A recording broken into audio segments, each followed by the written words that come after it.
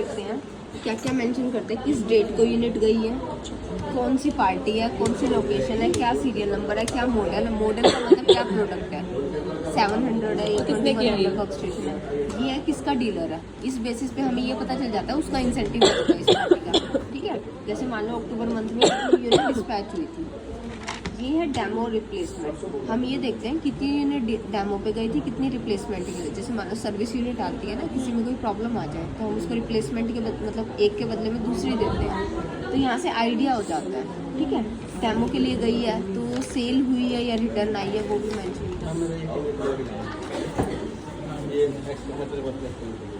अभी जो एक्सपो में गए थे आप, कुछ आपको एडवांस भी तो दिया था,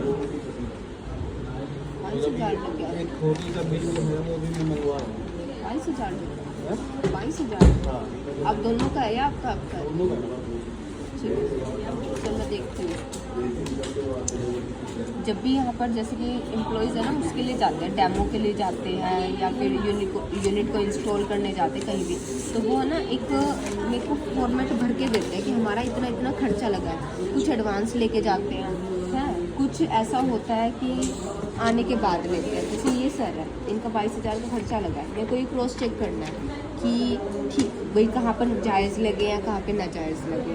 जैसे हम है ना इनको पर डे का है ना 500 रुपये देते हैं खाने पीने का, 200 लंच के, 200 डिनर के, 100 रुपये ब्रेकफास्ट के।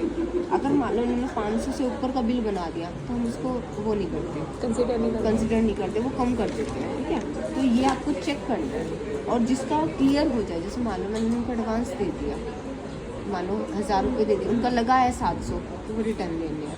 1,000 दे दिए, 1500 लगा है तो 500 तो एडजस्ट नहीं होगा अगले दिन में? नहीं, अगले में एडजस्ट नहीं करते मैम। वो जैसे मान लो बेसिस पे ही होता है 500। हाँ, जैसे मैडम मैंने कर दिया इसके, जैसे मैंने इसको 2,000 रुपये एडवांस दिए थे, इसके लगे इतना मैंने उसको रिटर्न कर दिया, सॉरी रिटर्न ले लिया। ठीक है, तो ये फाइल है टूर एंड ट्रैवलिंग का, मैंने एक्सपेंस रिकॉर्ड लिखा हुआ है। ठीक है,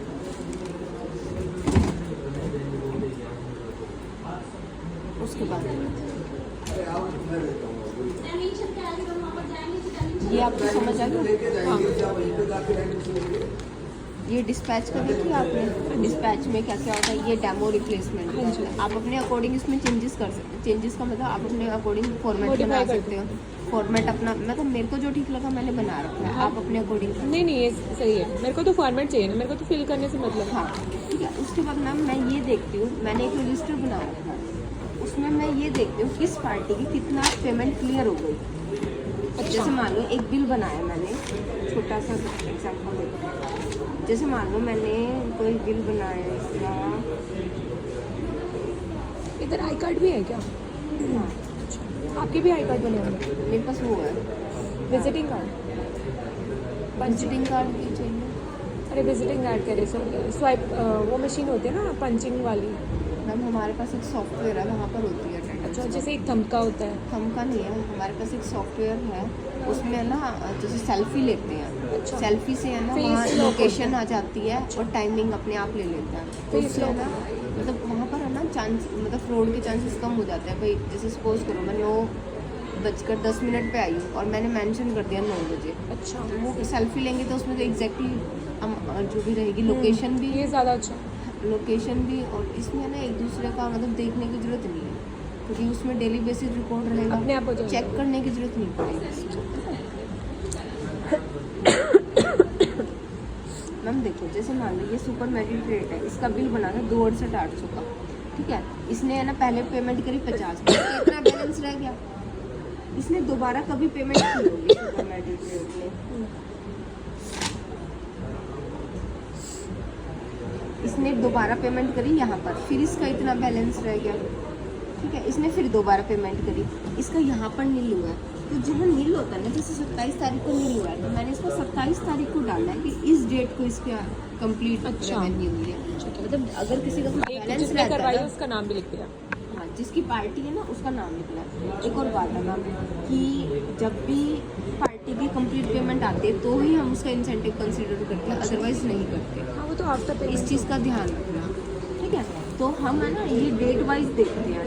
डेट वाइज का मतलब जैसे इस आज जैसे 3 जैसे मंथ स्टार्ट होता है तो हम उस डेट से स्टार्ट करते हैं। जैसे जैसे पेमेंट्स आती रहती है ना, वैसे वैसे हम इसकी एंट्री करते रहते हैं। ठीक है। कितने एम्प्लॉय है वैसे सेल्स में ये डीलर? मैम सेल्स में यहाँ पर टोटल यू लगा लो 80 to 90 एम्प्लॉय है, 100 मतलब के वर्कर आसपास। मिला लो, 100 के आसपास वर्कर भी मिला लो, Included इसमें सारे गार्ड भी employees। लगा लो, इंक्लूडिंग सब। ठीक है। तो इसमें सेल्स मैडम होंगे काफ़ी है, यहाँ पर ही है 5-6 तो। और मतलब 10 20 30 15-20 तो प्रोडक्शन में ज़्यादा है, अच्छा। क्योंकि प्रोडक्शन में ज़्यादा ज़रूरत होती है। ठीक है। प्रोडक्शन में है, टेस्टिंग में है। फील्ड का भी होगा? फील्ड तो मैम सेल्स वाले ही कर देते हैं, खुद ही कर लेते हैं? सेल्स। हाँ, जैसे मान लो ये सनी सर है जो भी देकर गए हैं, तो ये सेल्स में भी है, ये फील्ड भी देखते हैं, खुद जाते हैं ये इंस्टॉलेशन के लिए। अपना मतलब कि यहाँ सेट पर है बनाने ना, के लिए। यहाँ पे जो एम्प्लॉई है ना, जो मेनली तो यहाँ पे बॉयज़ है जो जाते हैं। ठीक है। तो उनको है ना जैसे अच्छे से बता रखा है कि इंस्टॉलेशन कैसे होती है। तो ये डाटा हमारा बनता है, इसमें हम क्या मेंशन करते हैं, किस डेट को गया है, क्या मॉडल है, क्या पार्टी नेम है, क्या लोकेशन है, क्या सीरियल नंबर है, किस अमाउंट पे गया है। ये जो अमाउंट लिखते हैं ना, हम ये विदाउट जीएसटी लिखते हैं, क्योंकि जीएसटी का इंसेंटिव से कोई मतलब नहीं।